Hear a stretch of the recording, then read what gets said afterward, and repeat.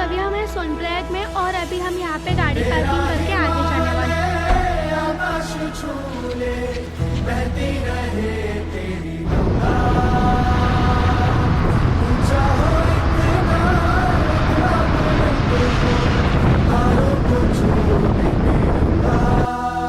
नमस्कार, माझं नाव आहे सई पाटील आणि मी आता शिवा विद्यालयात पुण्यात शिकत आहे. करंटली मी आता 10th मध्ये आहे आणि मी एक सायकलिस्ट, स्विमर आणि डायव्हर आहे. या वेगळ्या वेगळ्या क्षेत्रात मी खूप माझी कामगिरी दाखवली आहे आणि मी स्टेट लेवलची स्विमर पण आहे. तर आता मी सायकलिंग पण केली आहे, खूप खूप मोठ्या मी राईड्स केल्या आहेत आणि मला स्वप्न आहे, माझी ड्रीम आहे का मी माझ्या भारताची सेवा करू. मी डिफेन्स थ्रू माझ्या भारताची सेवा करू. मी मला सर्व करू माझ्या देशासाठी. साहस आणि क्रीडा क्षेत्रात ठाण्यातील बाळकोम येथील 15 वर्षीय सई आशिष पाटील हिची क्रीडा क्षेत्रातली दमदार कहाणी आणि या क्रीडा विशेष भागातनं आपण जाणून घेणार आहोत. नमस्कार, मी योगेश कोळी आणि आपण पाहतात योगेश कोळी ऑनलाईन. योगेश कोळी ऑनलाईन, एक पाऊल तुमच्यासाठी.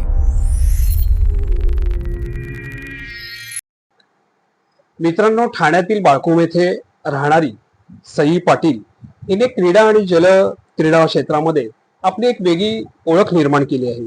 तिने ड्रायव्हिंग, ओपन वॉटर आणि स्विमिंग आणि सायकलिंग मध्ये अनेक विक्रम आपल्या नावावर केलेले आहेत आणि एकूणच ठाणे नव्हे तर महाराष्ट्राच्या मानामध्ये तिने एक मानाचा तुरा ओवला आहे आणि तिने अनेक विक्रम केलेले आहेत. आता आपण त्याच्याशी बातचीत करणार आहोत.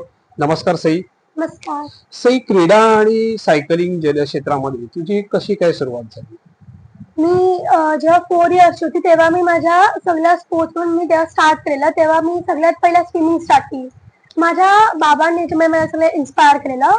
मी स्विमिंग स्टार्ट केलेली. कलव्याला जो स्विमिंग पूल आहे तिथे मी माझी छोटीशी फक्त स्टार्ट केली, ट्रेनिंग स्टार्ट केली आणि मग मी जसे जसे माझे इयर्स म्हणजे जशी जशी मोठी होत गेली तसे तसे मी मोठ्या मोठ्या ग्रुपमध्ये खेळायला लागली आणि मग मी स्विमिंग केली, सी स्विमिंग केली इकडे इकडे आपला जे सगळे मालवण वगैरे असतात तिकडे सिंधुदुर्गला वगैरे. आणि मग त्यानंतर मधीतच लॉकडाऊन आला आणि त्याच्याने सर्व माझी एक्सरसाइज थांबली आणि सर्व माझे जे स्पोर्ट्स वगैरे होते, स्विमिंग वगैरे सगळं थांबली. कारण की त्याच्या म्हणजे सर्व स्विमिंग पूल होते ते बंद झालेले. सो बेसिकली मी माझ्या जी प्रॅक्टिस होती ती चालू ठेवायला मी लॉकडाऊन मध्ये माझी एक्सरसाइज चालू होती, बट त्याच्यात मी स्किपिंग पण करत होती. त्याच्याने माझी हाईट पण वाढो आणि मग त्यानंतर मी सायकलिंग स्टार्ट केली. मग मी असती मध्ये जसं मी स्विमिंग मध्ये थोडीशी पुढे प्रोग्रेस करायला लागली, मी सायकलिंग पण करायला लागली. सगळ्यात फर्स्ट मी आपल्या येऊरला इथे प्रॅक्टिस करायला जायची, येऊरला पाईपलाईनला वगैरे, कारण की मग त्याच्यानेच सायकलिंग. हा. आणि मग मी येऊरला प्रॅक्टिस करायला लागली. मग तिथून मी विचार केला की आपण थोडीशी एक मोठा पाऊल उचलूया आणि मग मी स्टार्ट केलं पुणे टू ठाणे. मग ती मी सायकलिंग केली. ती होती फक्त 120 किलोमीटरची. ती एकदम सर्वात छोटी राईड होती. मग त्यानंतर मी कारगिल टू काश्मीर केली, ती झाली. आणि मग त्यानंतर लगेच आता एवढे 2 झाले, तर 220 झाले, 120 झाले. पण तुला मग पहिली सायकल घरातनं बाबांनी दिली का? काय येतो किस्सा काय आहे?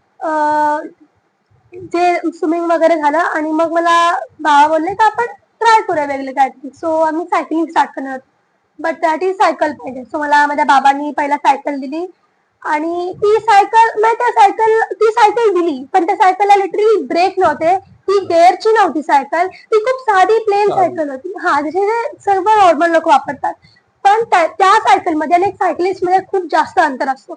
पण या गोष्टींमध्ये माझ्या बाबांनी मला खूप हेल्प केले, माझ्या पॅरेंट्सनी मला खूप हेल्प केली आहे.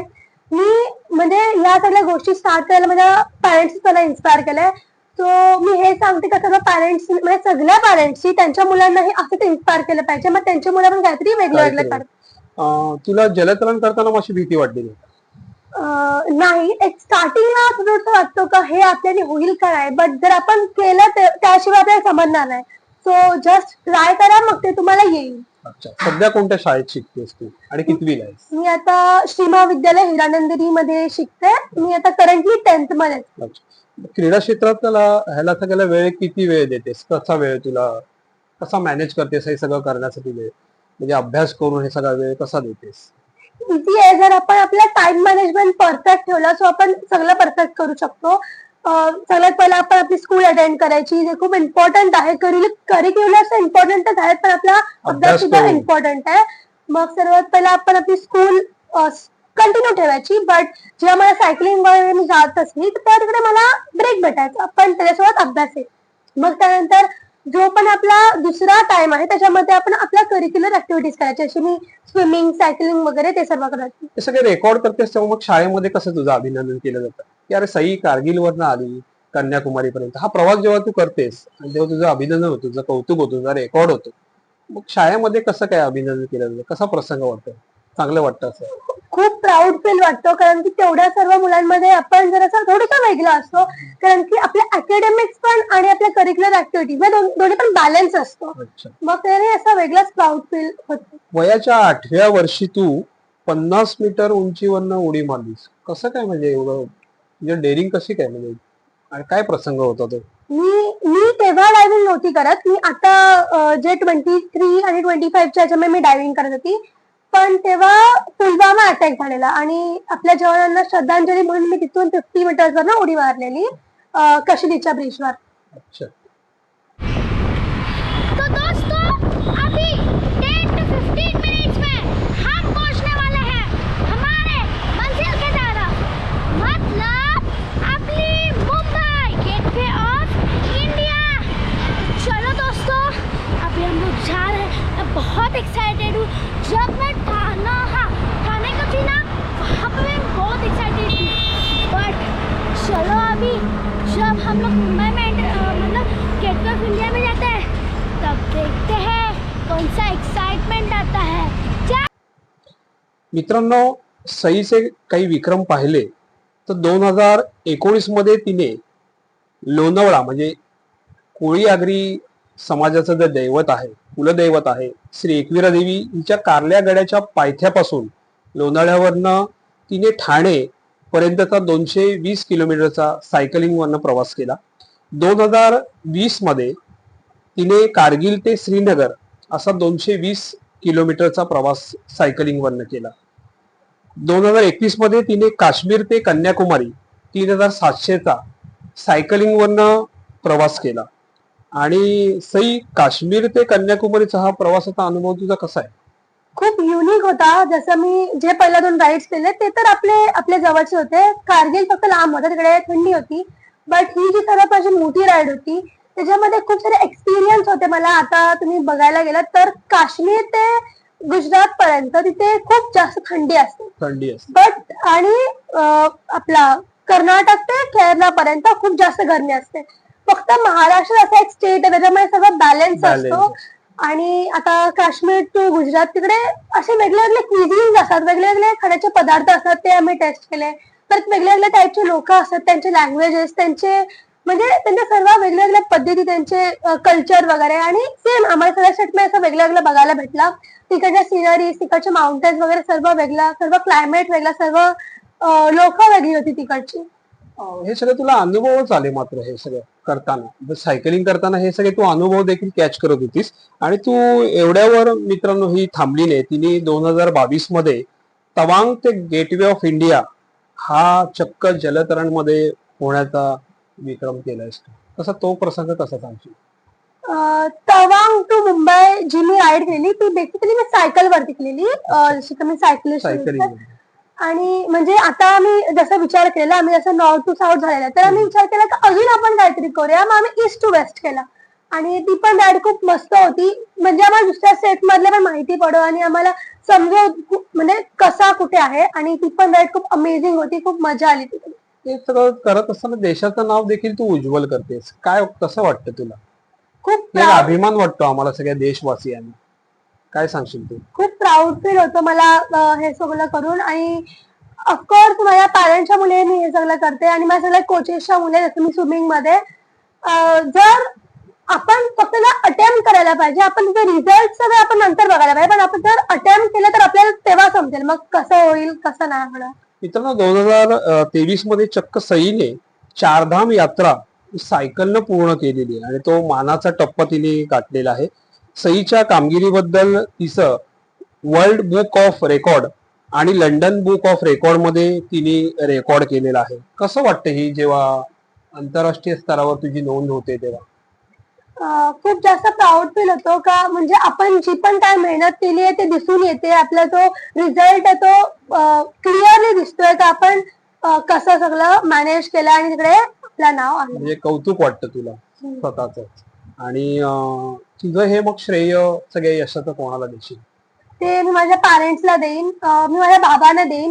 हे म्हणजे जे पण काय मी केलंय, मी 4 इयर्स पासून आता ते 15 इयर्स पर्यंत केलंय, ते फक्त या बाबामुळे केलंय. म्हणजे त्यांनीच मला सांगितलं कसं करायचंय, काय करायचं आणि कोणता स्टेप कुठे आपल्याला उचलायचा आणि आणि काय करायचंय. म्हणजे त्यांनी मला प्रत्येक गोष्टीमध्ये हेल्प केली. परत माझे कोचेस पण होते, त्यांनी पण मला खूप जास्त हेल्प केली. असं का मला स्टेट लेवल पर्यंत जायला, डिस्ट्रिक्ट लेवल पर्यंत जायला माझ्या कोचेसचा आणि बेसिकली सर्वात मोठे कोच माझ्या पॅरेंट्सच आहेत, माझ्या बाबाच आहेत. So thank you so much. उर्वरित काय तुझं स्वप्न आहे? राष्ट्रीय झालं, आता आंतरराष्ट्रीय काय आता आता माझ्या सायकलिंग वगैरे झाल्या, तर मी बेसिकली 10th मध्ये, सो मला 10th मध्ये फोकस केलं पाहिजे. त्यानंतर मी असा विचार केलाय का आपण देशासाठी अजून काहीतरी केलं पाहिजे. तर मी डिफेन्स मध्ये जाण्याचा खरंच ट्राय करेन, कारण की आपल्या देशाची सेवा करणं ही खूप मोठी गोष्ट आहे. सो मी ते ट्राय करेन. खूप छान.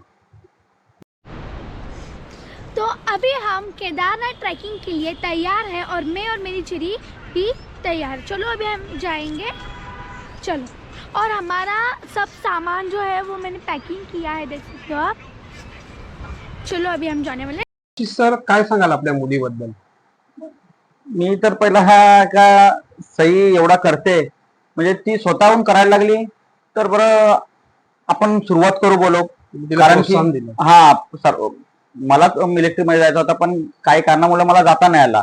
तर बरं मला नाही जाता आला तर तो माझा स्वप्न बरं सही पूर्ण करेल, म्हणून तिला सुरुवातीला आम्ही स्विमिंग मध्ये टाकलं. अच्छा, मुलीचं हे सगळं कौतुक पाहताना कसं वाटतं एक वडील म्हणून? आपली देशाचं नाव हे देखील आपल्या चमकवतो. हा एकदम भारी वाटते का आपल्या समाजाचं, आपल्या देशाचं, आपल्या गावाचं सर्वांचं नाव ती करत चालले, तर आनंद होते त्याच्यामुळे.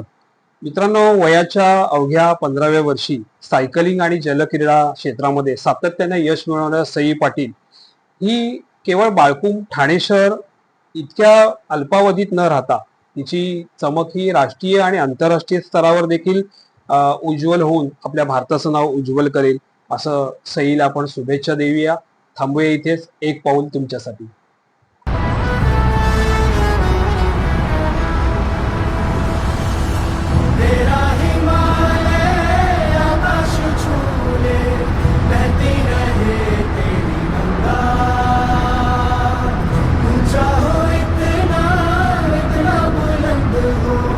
तारों को छू में तिरंगा.